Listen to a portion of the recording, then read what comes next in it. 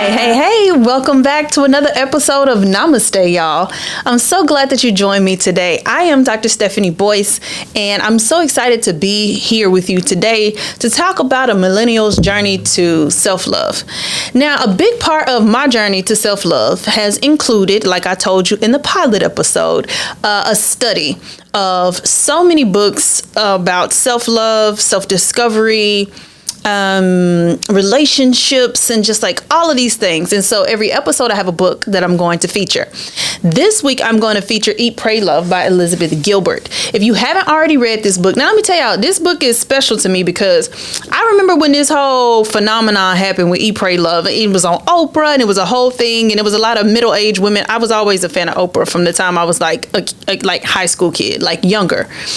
So I think at the time I might have felt like, oh, that poor lady, like traveling around all by herself without a man, like, eat, pray, love, y'all, namaste. But that's when I was younger, right? Like in my 20s, I think is when like this whole phenomenon first happened. And so it's crazy how full circle life is. After you've had an opportunity to journey, live a little bit, like the old folks say, keep on living. That you find yourself coming back to things like this book. So Eat, Pray, Love. Of course, there's a movie. I'm going to say, just like most things, this book is better than the movie. And the movie's cool too. But it takes you on a journey. Elizabeth Gilbert found herself divorced. I believe she was in her mid-30s, divorced. And going on this journey of rebuilding her life, broke, and having to rebuild everything. And she ends up going to spend time in 3 countries where she ends up like by herself exploring, meeting people, like going on these grand adventures and having this opportunity for such deep reflection and reconsideration of her own life. And so I recommend Eat, Pray, Love if you have not read it already. But also I will say that was one of the books that really helped me to face my fear of solo travel. So it's kind of weird when we talk about traveling solo, because for those of us that work, like that have to travel for work, you might travel for work by yourself all the time, right? And it's cool. Like I like for me, I have systems with my bag and like how things are packed and what's packed where. And I have kind of like double of everything. So most things I don't have to like switch back and forth from my bag to my bathroom, all this stuff. And so you kind of got a system for how that works. But it's also different because you're going to a place with a specific focus. It's even different kind of socially, right? Oh yeah, I'm here for work, got a meeting tomorrow, conference. A lot of times you're going there and then you're going to meet other people. But solo travel is different. You know what I mean? It's like next level time to yourself. Okay. And so I want to encourage you today, if you're on a journey to finding self-love for yourself, to start to consider how you may incorporate traveling by yourself and solo and the benefits. I want to talk a little bit about the benefits of that. So I'm going to start by saying one of the biggest things I think when we think about like seeing the world and traveling, if you're like me as a seeker, I like to say I'm a citizen of the world. I like to go not on like some IG worthy, like taking pictures type trips, but like on some, I want to go and connect with the people in a different place. So like, for instance, I remember when I went to Mexico for the first time, I remember at the time I was married, I was like, let's take the bus. Like instead of taxiing from the resorts, and we're like, let's take the bus. Let's be amongst the people. Or in Jamaica on they take you out on a tour into the shops and stuff. I remember just being like, I want to get out and talk to the people. They were like, this is Jamaica, you can't get out. But I always just want to be somewhere where I can be fully immersed in another culture to better understand people. And I think it provides you a different level of consciousness and awareness and connectivity about how things are so much more connected than you think, especially if you are from America and, Americans travel the least to other places, which limits your worldview. And so I would like to say, when you think about all these beautiful trips you want to take and all the places, a lot of times we think about doing that with a partner. And I think it's great and beautiful when people do that with a partner, have these lovely experiences that are rich. But also I like to say, nobody's coming to save you. And if you are not partnered, or you're partnered with someone who maybe doesn't have an interest at all in traveling and seeing the world, and that's a deep desire for you, I'd like to encourage you today to free yourself by making plans and really letting go of the fears that would keep you from having the experiences that your heart desires, right? Because really that's what it boils down to. Every episode you're going to hear me talking about this idea of love versus fear, right? And so when you think about self-love, I think denying yourself these desires that are in your heart, especially if you desire to travel and see the world and all these rich places and eat all this lovely food and have, all of these things, that denying yourself for whatever the reason is actually usually a choice based that's fear based. Whether it's fear because you have the money but you don't want to go because of social stigma, or you feel like, well, if I go somewhere it's not going to be safe. Most of the places that you want to go are safer than the US of A. Especially if you live in a major city. Like I'm here in downtown Dallas. Most of the places I want to go, if you look up the numbers per capita, are safer than where I stay right now. So a lot of our fears come from our ignorance, our lack of research and understanding. And then part of it is just the idea that, oh man, what would I do if I was there by myself? So that's what this episode is for. It's for you, the one that's been thinking about all the things you want to do, and then creating reasons why you don't do it. Okay, so I want y'all to join me as we start to think through the benefits, first of all. So I remember recently, one of the places I like to go, especially by myself, is a wellness resort, and it's called Savannah, and it's in Arizona. And the last time I was there, one of the ceremonies at the end of the day is a gratitude ceremony. And so I was there, and there was some other women, happened to be, I believe it was 3 women in the garden with me that evening. And when it was time to say what you were grateful for, it turns out all of them were on a solo trip for the first time. And I was like, oh my God, like this is so exciting. And then they talked about just how afraid they had been to just go and do something on their own. And so how empowered they felt to just be there, to just not need to be constantly engaged and distracted by a partner or a friend, and it's good to do that too. I'm not saying solo travel should replace those things. I love a good girlfriend trip. Me and my friends, we do it. I love a good vacation, when it's the right bay. I look forward to, all of these things. Family trips with my family, all of these things. I look forward to all of those. But also, if you can hold space for yourself, my experience has been, it will be transformative for you. And so, I just remember those women having that experience, and then me sharing with them my experiences now. So I think the first time I said I was going to take some time to do like a staycation for myself, I live in Dallas, and at the time I was still married. I went to Fort Worth, and I just did like a weekend at a nice hotel that was in Fort Worth. But it was just me taking time to myself to go away and just disconnect and not be mommy and not be somebody's wife and not really work and just kind of disconnect. I think I did a little writing. After that, I decided the next year I was going to go. Me and my daughter have been on a 50 states tour where we check off the 50 states. And so I had never been to South Carolina. So I went to Charleston, South Carolina. That was my next step up to like, okay, I'm going to leave the state, but still not go too far. And so I did that. And then I think it was after that. Now, mind you, in between, I go a lot of places for business, like I just said. But after that was when I decided I've always wanted to go to Hawaii, right? And so I was like, I'm going to go to Hawaii for my birthday.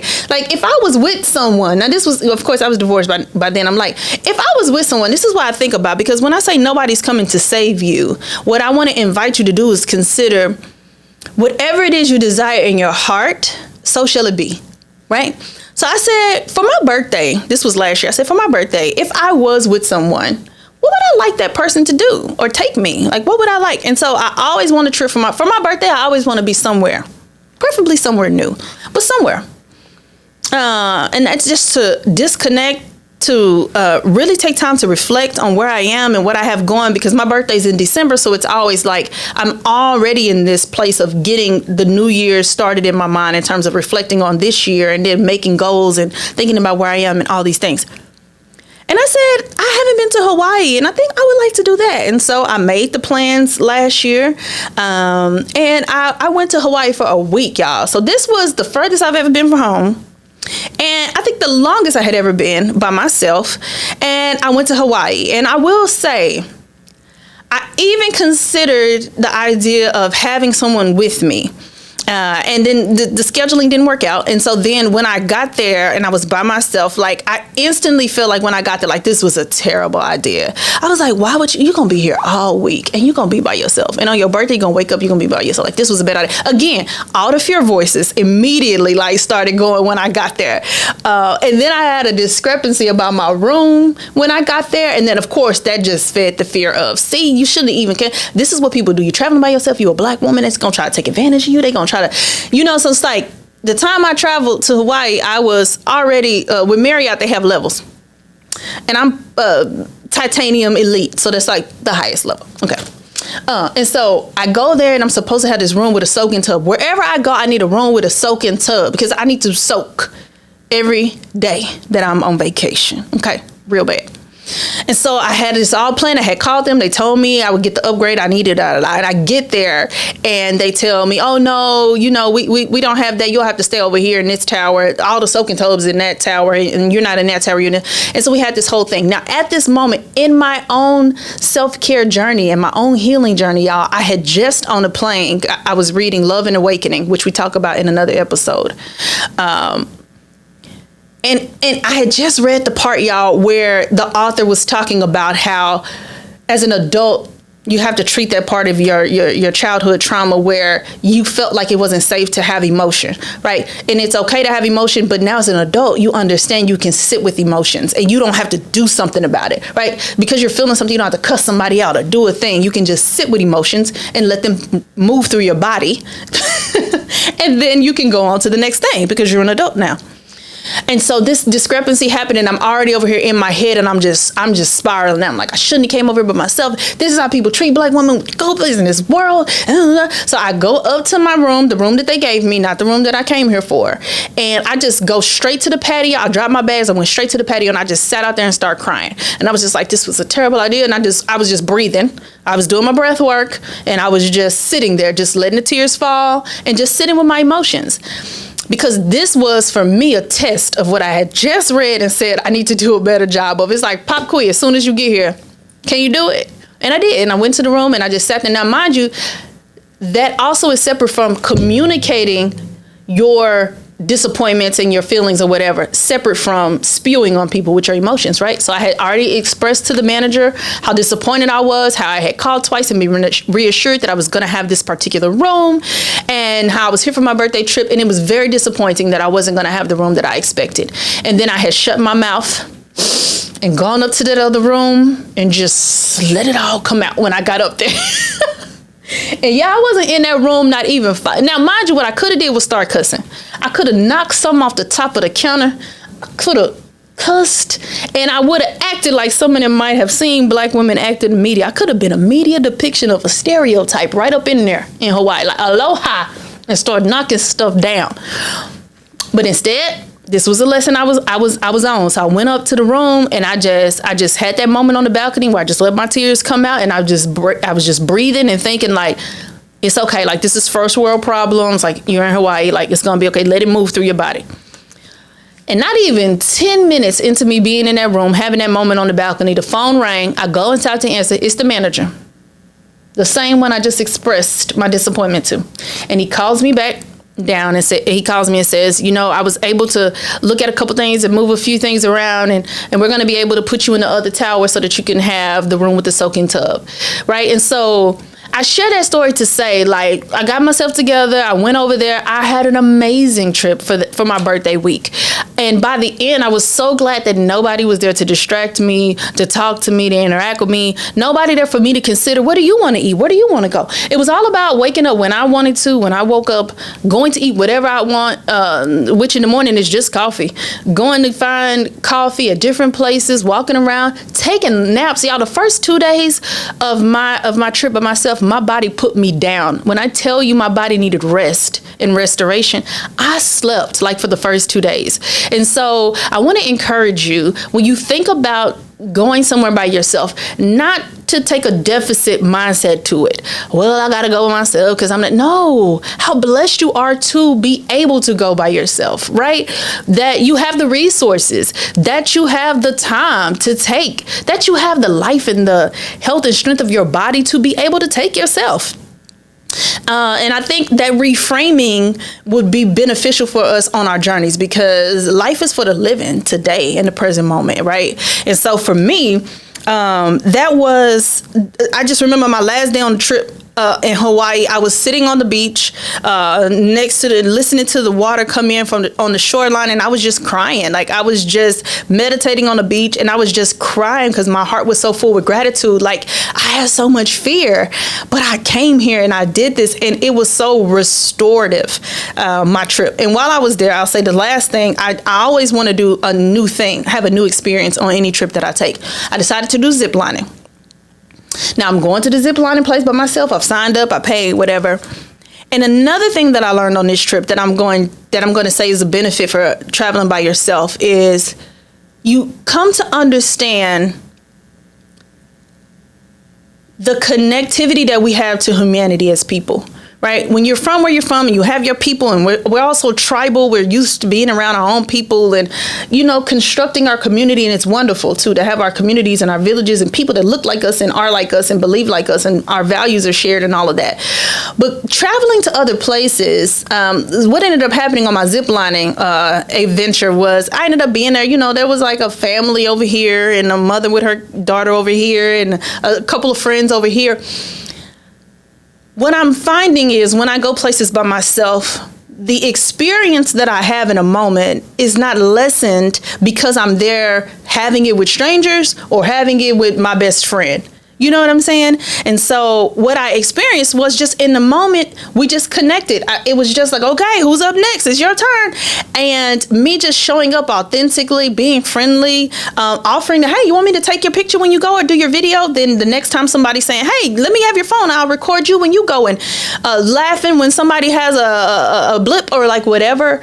The moment and the experience was not diminished by the fact that I was having an experience that was new with strangers that I would never see again, or if I was there having it with people that I love and I spend every day with.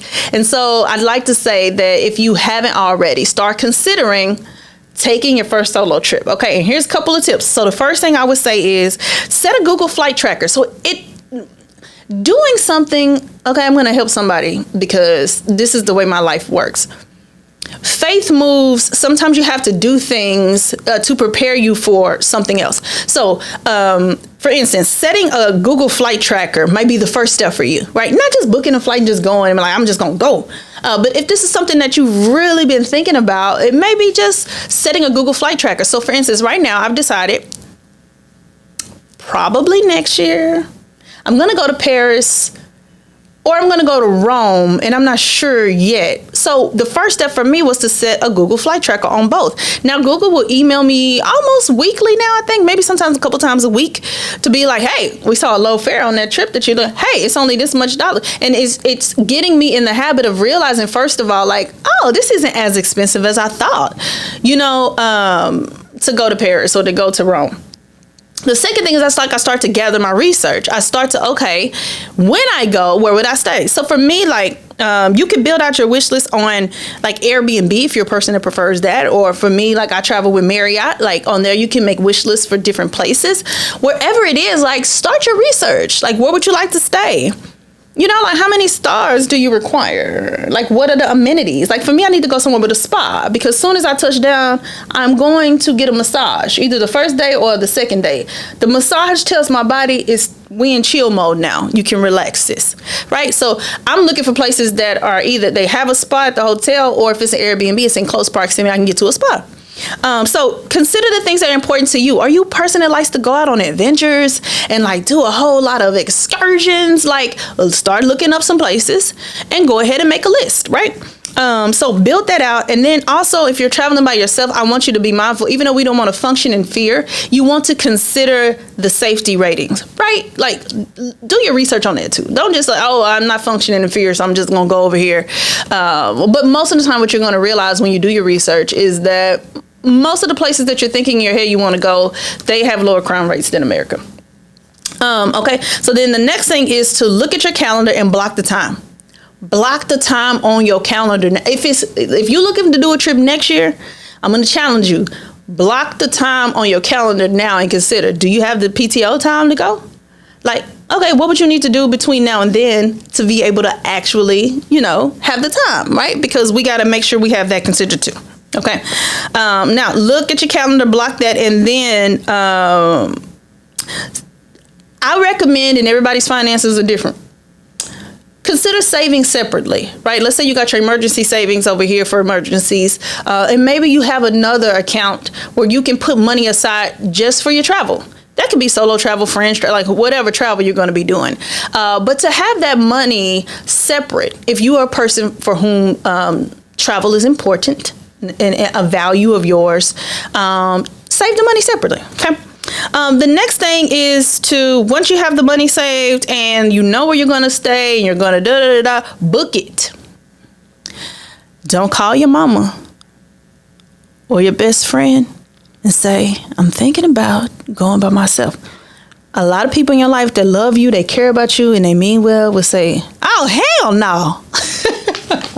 Because they love you. And also, though, because sometimes people are functioning from their own limited mindsets. And so that's why we have to be careful. When I get ready to start planning something or thinking about something, I go to people who already do it. Like, I know people who travel solo and have wonderful, rich experiences. So I want to go ask them, hey, what do you think about this? Or have you thought about that? Or what did you do here? Or, I want to get advice from them. I want to get advice from them. Yeah. I don't want to get advice from the people that don't ever go nowhere. So I might not tell them before I book it. I want to book it. I'm going to make my plans and my preparation. And then, I'm going to tell them before I go, because they're my loved ones and, I'll let them know where I'm going. But I might not tell them before I go. No, because that's my business. And they not going, are they paying for it? They're not paying for it. Anybody that's not paying for it, I don't really know if I don't really have to talk about it in advance. So that's a little bit about my solo travel experience. Again, I am now looking to leave the country, but that took me some years. You know what I mean? Like, it's been a few years for me, working my way up to okay, let's go local, like a staycation. Then let's go out of the state. Let's leave the continental, but it's still U.S. and go to Hawaii. I've been baby stepping my way, right? Elizabeth, she went off and went to Rome. And then I think she went to Bali. I don't remember exactly, but for 3 months at a time. She was gone for a long time. I'm not there yet. There's levels, but I would I would like to say I look forward to it. I was playing Two Truths and a Lie with my family the last time we were together. And one of the lies that they all guessed was true was I said, I love solo travel. And so they was like, oh, no, we know that's true. But that was the lie. So they all got it wrong. And the truth was, it's not that I necessarily love solo travel so much. And that's why I'm always trying to go somewhere. Because all they know is where are you going now? Really what it is that I love life. and I'm learning to value myself and to understand that the desires of my heart are for me, and so maybe you find a partner in this lifetime that has shared values with you, and y'all get to see the world together hand in hand and, take the fantastic pictures and Santorini and all that cute, and maybe you don't. And maybe if you decide that until someone comes along that can give you these great experiences and deliver life to you, you'll spend your time being frustrated, resentful towards people that don't do those things with and for you. Or in the meantime, you say, I would love to do that with somebody and that would be great. But that's outside of my control. And then what you do is control for the things that are within your locus of control, which is, I could start saving X amount every check. And I could start that Google flight tracker. And I could consider what places do I want to stay when I get there. There's so many things that are within your control that when it comes to the desires of your heart, I would tell you to consider. How can you start planning for those things now? And also what it would look like for you in your journey of self-love to consider that all the things that are desires for you are meant to be pursued in this lifetime. I want that for you. I want that for me. I want that for us. And that's what Namaste Y'all is all about, right? On our journey to self-love, we're going to discover more and more as we lean into the things that we desire. The more trips I take by myself, the more I'm like, I'm kind of dope. I like to travel with me. I'm a good time. You know what I'm saying? Like, I'm going to go do a little excursion, but I'm also going to lay down. I'm not fit to do a whole day of excursions. See, I got the rest. But I enjoy, and I have learned as I've been going through this process, being disconnected from people, what it is that fills my cup on a trip, when I travel, when I go somewhere. And I think that would help me when I do decide to partner again and go somewhere with somebody, that I could offer them, these are the things that work well for me, or this is what I like to do when I go somewhere, and not just be at the whims of everyone else. That's what women do a lot, whether it's we're with our kids on a trip. So it's like, I got a turn up kid, and I travel, any of y'all follow me, I travel with my kid. We travel yearly, and but she a turn up kid. Like, from the time we wake up, it's like, Mommy, what we about to eat? Mommy, what's the adventure? Mommy, when we? And she want to go all day long. But when I'm by myself, I just want to lay down somewhere and be left alone. And so understanding what you need and how you show up for yourself is so important, but you don't know if you don't practice, and practice makes perfect. And so getting aligned with your inner voice and knowing what your needs are the first steps. So thank you so much for joining me for this episode. Share with me what you decide to plan. Did you plan something? If you actually end up going, if you've already gone somewhere amazing, I'd love to hear about where you've gone. I mean, low key, give me some resort recommendations or something. For sure on Paris and Rome, because I got those up next. So thank you so much for joining me for this episode. Namaste, y'all. Thank you so much for joining me for this episode of Namaste, y'all. If you haven't already, be sure that you follow us wherever you get your social media fixes. And also make sure you check out our upcoming community events, because we want to connect with you, not just in the virtual space, but in person. I look forward to hearing from you soon. Namaste, y'all.